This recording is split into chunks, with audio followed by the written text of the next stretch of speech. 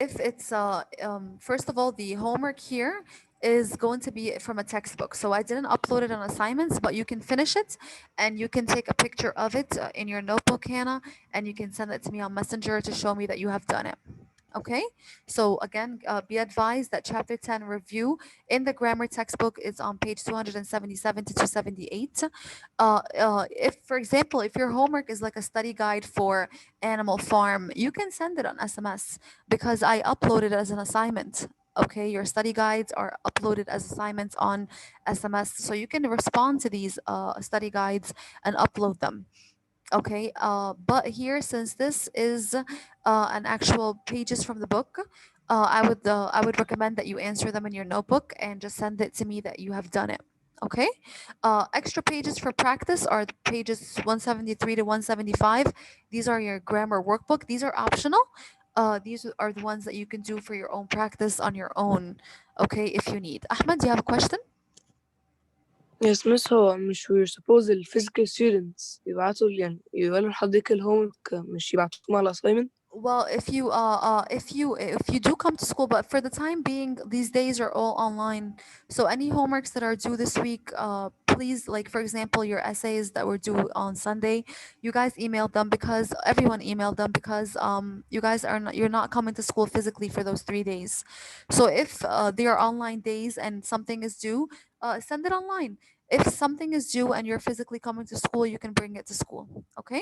So since Sunday, Okay. Monday, and Tuesday are online days for everyone, any homeworks that are due this week or any assignments that are due this week, you can email it to me and send it. Okay, that includes your email, your essay that was due yesterday at midnight. Okay, and again, here this is your chapter 10 review. The pages are written here. This is the textbook. Okay, this one must be completed. Okay, I have uploaded optional for the workbook pages. Okay, the answer key for chapter 10 review is going to also be posted on SMS later tonight to check your answers. Okay, I'm going to post it later so that to give you time to do it on your own, and then check your answers. Okay, this is a good way to test where your mistakes would be. As of today, we are scheduled to work on or introduce our next piece of literature. Okay, we have done poetry, we have studied the willow and the ginkgo, and we have now we're moving to our second genre or the second type of literature that we're going to take for this term. Remember, we're finalizing the end of the year, so we still have to pick up on our nonfiction reading, including the mythology and Greek mythology. We have to read at least one piece of that. Yes, Hannah. So I sent you another essay because I realized that when I opened it, it didn't show me the header or or the header يعني. So I did another one that has the header, but but I sent it to you last night. Okay, so So let's see. Okay, so you've mentioned that you had a mistake for the. Okay, okay. Thanks, Hannah. I got you. Got it. That you corrected mm, something in it. Okay, thank you. uh, I'll make note of that. I'll change it because you had sent me one earlier. So you want me to check the last one that you sent? Is that correct? yes. Okay, thanks, Hannah. Thank you. Okay, so that being done, now we're gonna move on to introducing our next literature, like we said, and this is it's an interesting story, and also your project for term 4 is going to actually come from the story. Okay, so it's going to be interesting to and necessary to pay attention to it, and for us to understand it well, because again, your term 4 project is going to be actually coming from this story, okay, or it's going to be related to the story. So it's important to understand it. Okay, so let's now first introduce a PowerPoint. Okay, this PowerPoint is basically explaining Pandora's box. Okay, the name of your story is Pandora's box. It's a Greek mythology. So the genre is a myth. Okay, the origin of mythology here is Greek. As you are familiar, that Greek mythology pertains to gods and goddesses. So here we're gonna have characters that are gods and goddesses, and we're gonna meet them, and we're gonna see which or each god or goddess is related to which supernatural power. Okay, when you're reading a myth, here we see usually the title.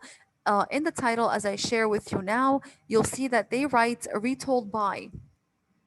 Okay, and usually we question, why does it say retold by Louis Untermeyer? Okay, and it is says retold by, because again, Louis Entremeyer is not the actual original author or the creator of this piece.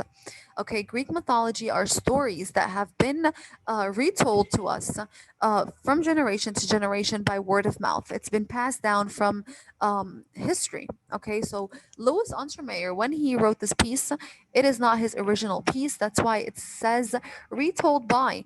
Okay, because these stories did not originate by these authors. Okay, these are stories that were written a long time ago. All right, and these are one of the characteristics of actual of the myth. Okay, so when we look at the characteristics, or what are the qualities, what makes a myth different than any other genre, again, number one, they're passed along through word of mouth from generation to generation. All right, another thing is that usually the characters that we meet are usually their gods or goddesses. Okay, and these gods and goddesses are they have supernatural they're supernatural beings, they're immortal. That means that they are constantly, they're living, they do not die. Okay, and also they have capabilities that people like you and I are unable to do. All right, however, these gods do show some human characteristics, okay, such as anger and love, jealousy, hate, kindness. Okay, so they do carry human qualities. All right, the myth. Okay, usually when a myth is written, it is to explain something. Okay, or how something came to be. All right. In this myth, I'm not going to tell you what is it trying to show us, or what is it going to explain to us, or what came to be, but this is going to be for you to understand on your own, or try to grasp on your own when you read. Okay, so usually when myths were written back in the day, or during that time or this age, they were trying to explain the world. Okay, back then there was no science, there was no philosophy, there was no understanding of why things happen, why do people fall in love. All right, why does it rain, why do people go into war. Okay, all these things that happen in life, or these life phenomena, they explain them through writing a myth. Okay, so again, this myth, Pandora's box, is written to explain how something came to happen, or how something appeared in this world. What is that something? You're going to find out on your own when you read it. Okay, usually also a myth would like to show us the consequences of human errors. Okay, basically means that what mistakes do humans do that make, that basically causes bad reactions, or it shows a negative consequences as of acting a certain way. Okay, like for example, if when you lie, okay, lying has negative consequences. Okay, if you lie to a person that you love, or okay, that person can end up not trusting you, you can actually destroy an entire relationship based on lying. Okay, so again, showing the consequences of human errors, cheating, okay, is also again, humans, we are filled with humans, we have a lot of flaws in us, but we also have good traits. So in a myth, it focuses on what are the negative qualities in humans that can cause them, or it could actually fire back, okay, and cause negative consequences for humanity. Okay, for humanity, and think of humanity as mankind overall, not just one person. Okay, so again, these are the characteristics of a myth. Remember here, your story, or this particular piece has been retold by Louis Untermeyer. Okay, he is a son of a wealthy jeweler. All right, he dropped out of school to work with his father until he was 22 years old. He started to write poetry.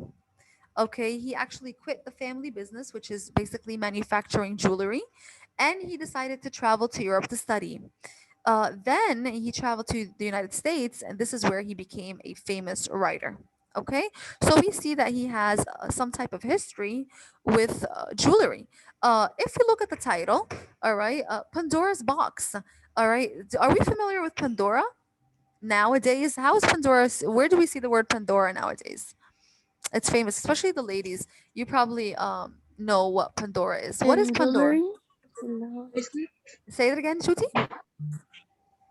كده يعني it's like a place where it sells jewelry. Exactly right. It sells jewelry. The Good. bracelet. Yes, Pandora is a brand nowadays. Well, this is how maybe this is how Pandora even maybe derived their name.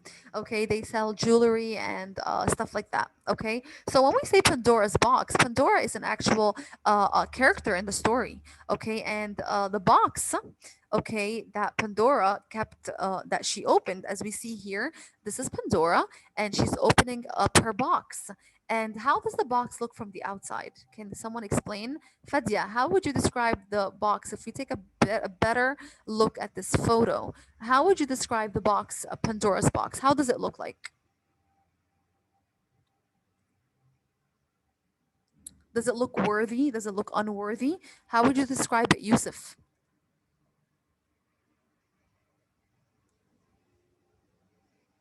No, it's of course worthy.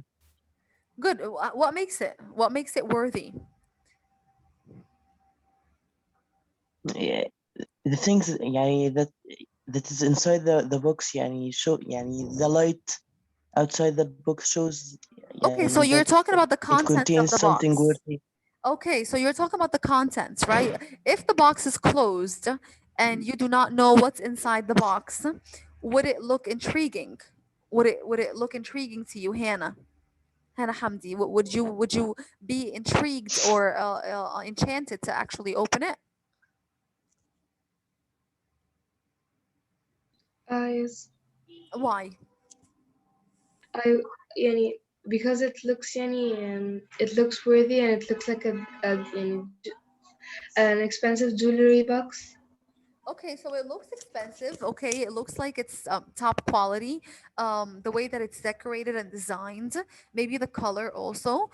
Maybe this red gem in the front also makes adds on to its value. So the outside appearance of the box looks like it's a very valuable one. Something with maybe some.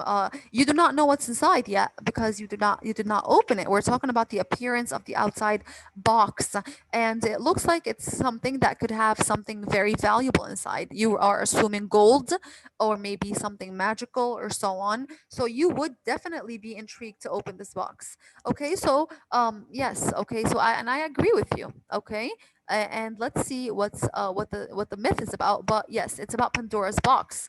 So we can get an idea here that the entire myth is going to be about Pandora, which is one of the characters, and that box. Okay.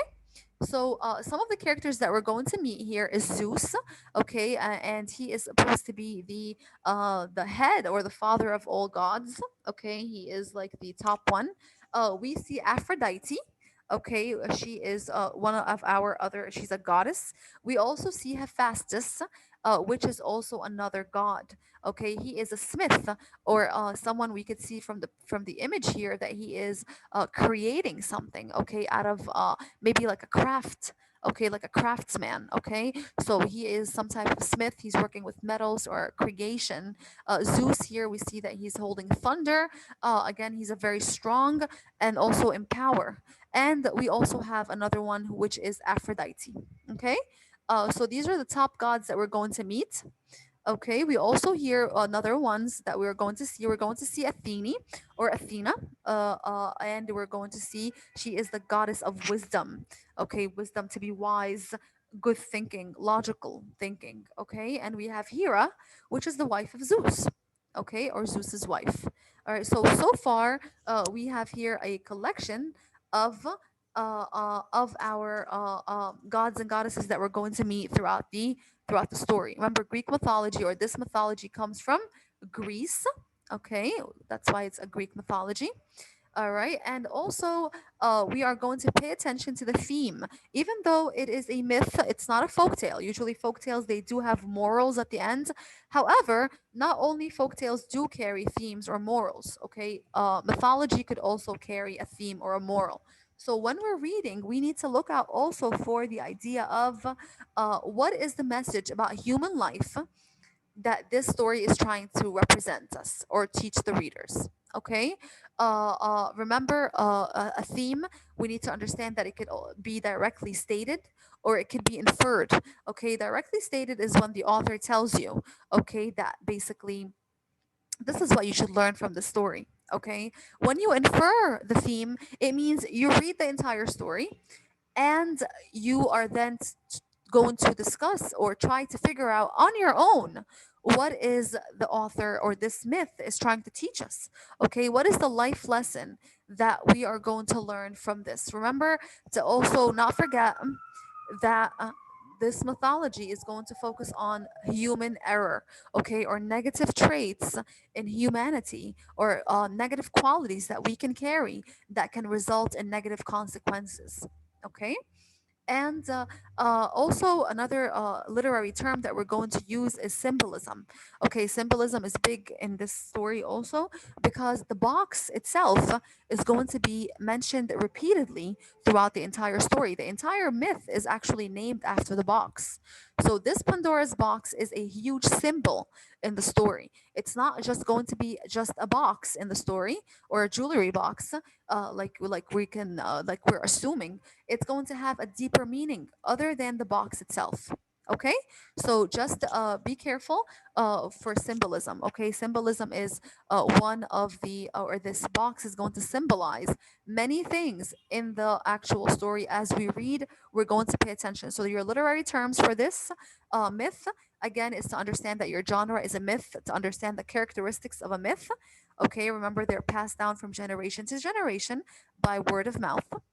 Okay, your characters are gods and goddesses that are usually immortal. Okay, they're supernatural beings that do carry on human characteristics. Okay, so we'll see that they do behave or they feel and behave like humans. Okay, uh, um, the entire purpose of this myth, or purpose of a myth to be written, is to explain how things came to be or how things appeared in the world, but also to teach us the consequences of human error, okay, or human flaws. And when we talk about flaws, we're talking about negative qualities or negative traits in humans that can actually send them to their doom, okay, or to their failure, or to their to face some negative consequences or issues.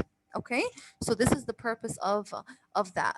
For your literary terms, I need you to focus on symbolism and to understanding the theme of the story. We need to understand the story well and digest it well, because again, your term for project is going to be developed from, you're going to actually work on a project that is pertaining to this story. Okay, so we need to understand it well. Any questions about the introduction so far, about the gods and the goddesses that we met? Okay, so remember that we're going to see Zeus, Aphrodite, Hephaestus, we're going to see Hera, and we're going to see also another one, which is Hera. I said already Hera, and we're going to see Athene. Okay, she is the goddess of wisdom, and Zeus. This is Zeus's wife, and we see Zeus here. Okay, so the big question here: why do we want what we don't have? Why do we always want? We can notice that this is actually human, natural human behavior. Okay, why are we always attracted or we want something that we do not have? Do you guys have an answer? She's in the school chorus, but she wishes she could be in the band. He has plenty of shoes, but he wants a pair like his friends has. Okay, with humans, we are never satisfied with what we have. We always want something extra or something other than what we have in our hands. Why is it, or why does it seem like we always want what we do not have?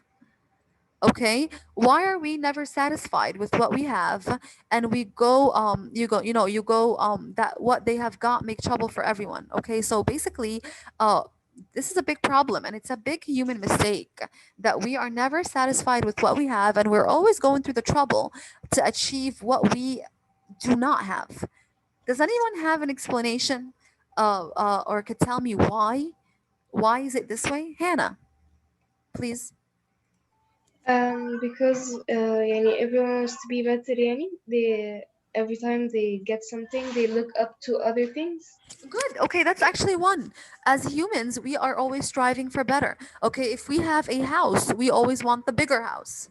Okay, so we're never satisfied with what we have now. We want something bigger. Okay, if you have a cell phone, all right, you want the updated version of that cell phone. Okay, part of it could be because we are striving always to be better or to improving our status. Okay, you want to upgrade. Okay, maybe. Okay, that could be one of the reasons. Why else, Judy? Maybe because like you deserve one and you because you deserve it. Good. Okay, so it could actually be tied to your self worth, okay, or how you view yourself. Okay, you feel that you are entitled for that. Okay, or you feel you have a sense of entitlement that you deserve that something. It could be something maybe in your eyes, and also, guys, usually when we look for something else that we want, in our eyes, we think it's better. But are we certain that it's better? Like for example, you want the bigger house, but do you know that it's going to be better for you? And that's why here the idea here is to discuss, when you want what you do not have, what problems might that cause? If you're a person who's constantly not satisfied with what you have and you want other things that you cannot have or you do not have, how can that cause problems? How can that be problematic?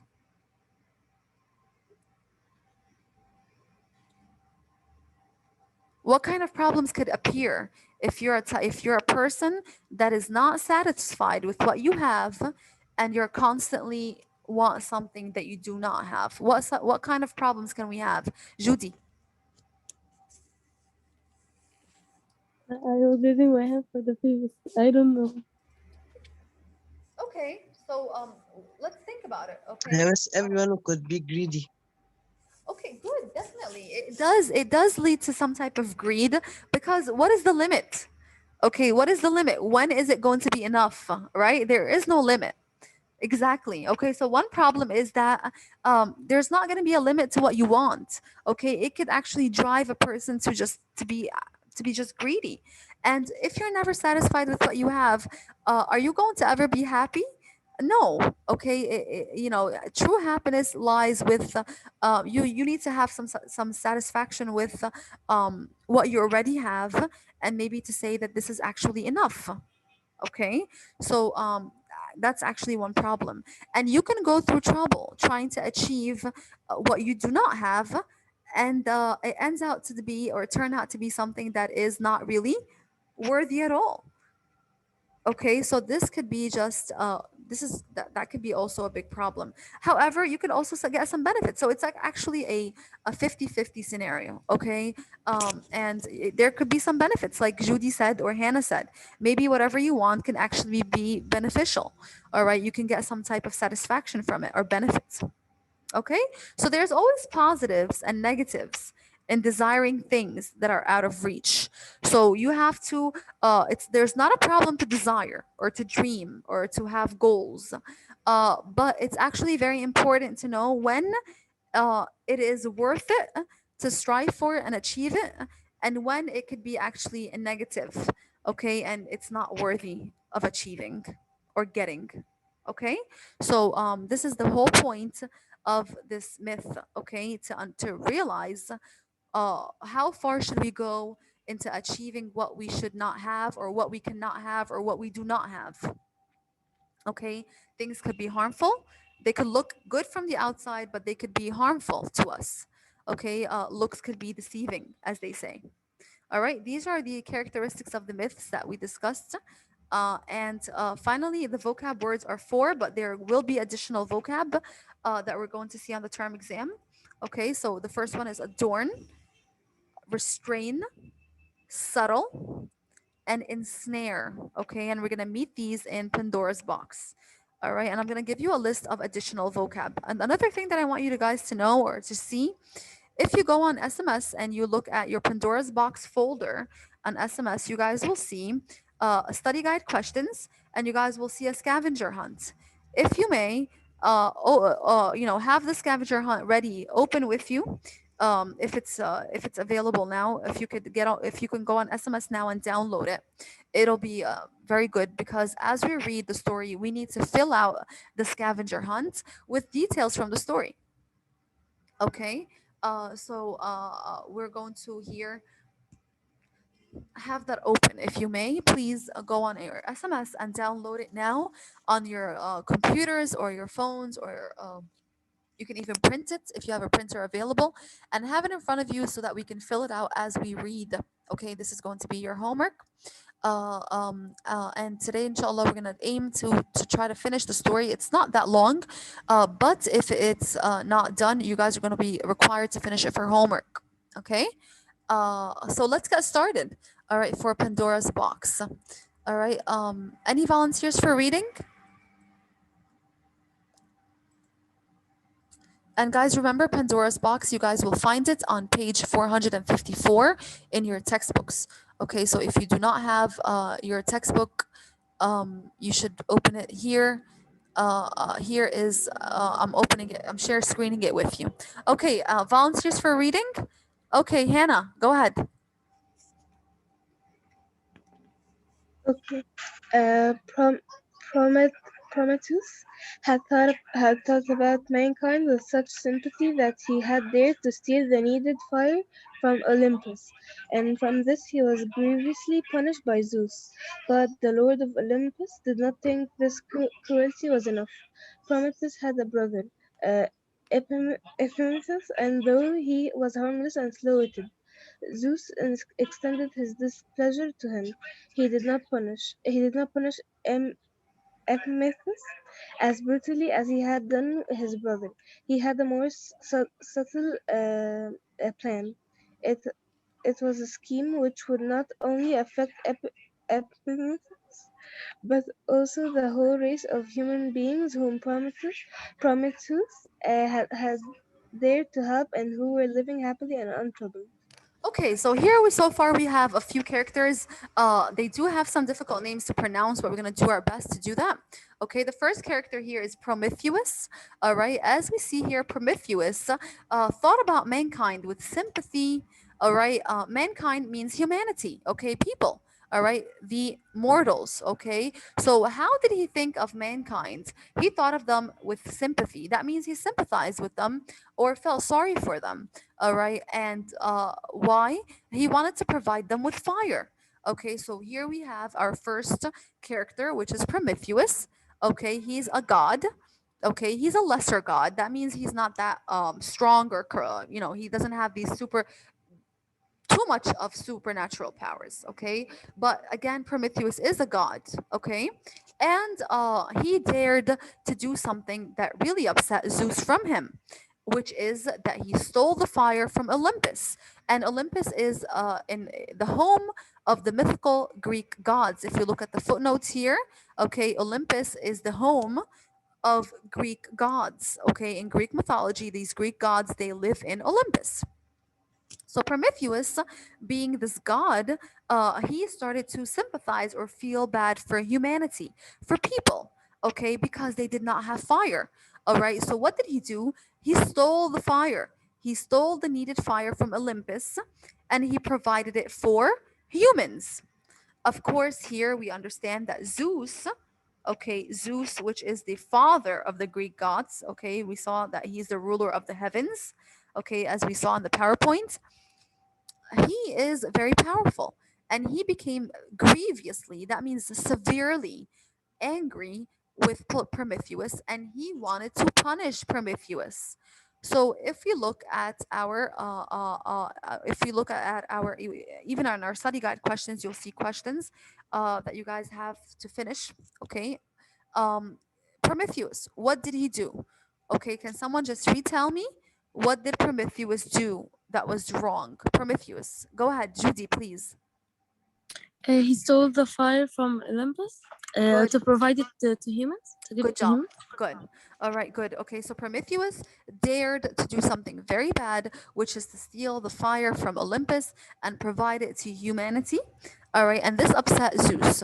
Okay, now the Lord of Olympus, which is Zeus, of course, did not think this cruelty was enough. He didn't want to just punish Prometheus, but he also wanted to punish Prometheus's brother, which is Epimetheus. Okay, so now Zeus is not only going to punish Prometheus for what he did, but he's also going to punish his brother. All right. Now, here we have characterization, and we need to be careful from the characterization that we have. All right. Here, okay. Now, here we have what we have is called characterization.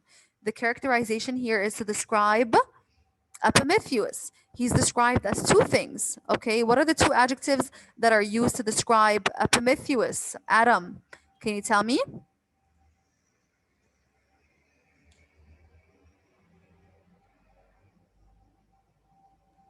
Adam, are you there?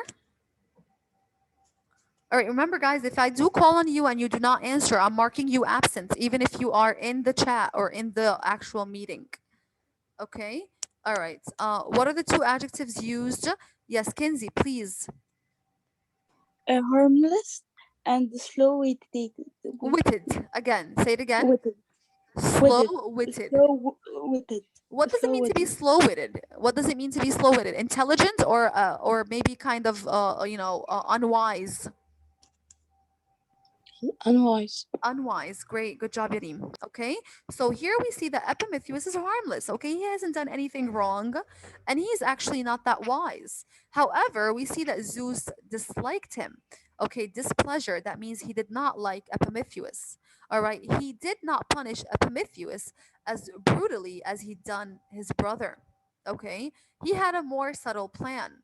Okay. So now Zeus is going to punish Prometheus, but he has a subtle plan. A subtle something that is subtle is something that is difficult to detect.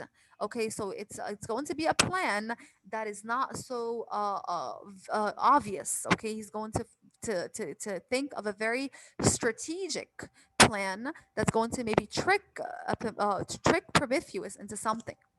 It was a scheme which would not only affect Epimetheus, but would affect the entire race of human beings. Okay, so here we see that Zeus is not going to just punish the brothers Prometheus and Epimetheus, but it's going to punish humanity, okay, whom Prometheus had dared to help and who were living happily and untroubled. Now, this is very important to understand that before this issue, humanity or human beings were happy and untroubled. Okay, so now that Prometheus gave them the fire to help them, Zeus is going to think of a plan that is not only going to punish the brothers, but it's going to punish the entire humankind or the entire human race who were once happy and untroubled. So now they're going to suffer some consequences for what Prometheus did. Okay? The next paragraph. Please read it for us. Let's hear from Judy. Go ahead, Judy. Zeus ordered Hephaestus, the smith and Artisan. artisan of the gods, to make a woman out of the materials of earth. Okay, so let's stop right here. Okay, so this is part of Zeus's plan. So now we're gonna start discussing Zeus's plan. This is his first step. Okay, remember his plan is to punish Epimetheus and Prometheus for helping. He disliked Epimetheus, but again, he's going to punish Prometheus, and also his punishment is going to extend on entire humanity. So he is going to give an order to Hephaestus to make a woman, okay, out of materials of the earth. Okay, now he is going to make this woman out of materials of the earth. Continue. Hephaestus took.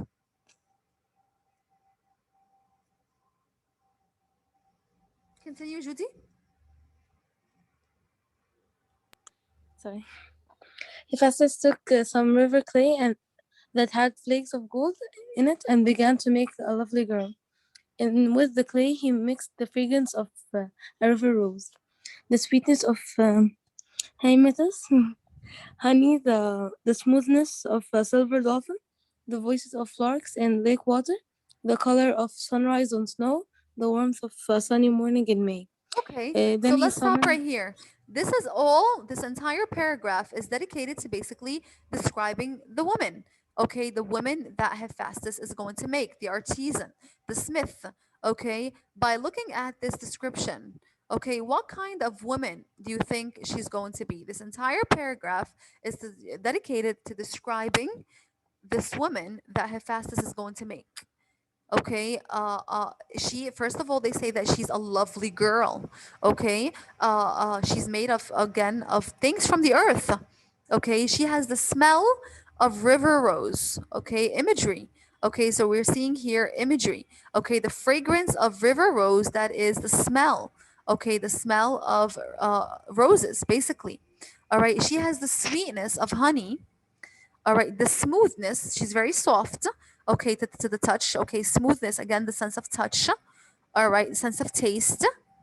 Okay, the taste of honey, the smell of river rose, the touch or the smoothness of a silver dolphin, the voice, the sense, okay, the sense of sound if she talks, like lake water, and the sight. Okay, the color of her skin is like sunrise on snow. All right, and she has the warmth of a sunny morning in May. All right, now what kind of woman is she going to be? Is she going to be attractive or unattractive? What do you think? Attractive.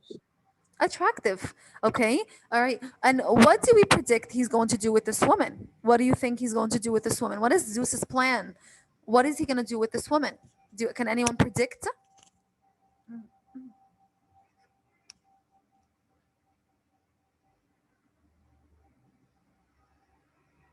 Okay, so no predictions. Okay, so let's carry on. Okay, so here we're going to see what is going to happen next with this woman. All right, we have less than 1 minute. If this meeting ends, which it will, we're going to join back up again, and we're going to continue reading Pandora's box. Okay, when we pick up here, we're going to pick up on this page.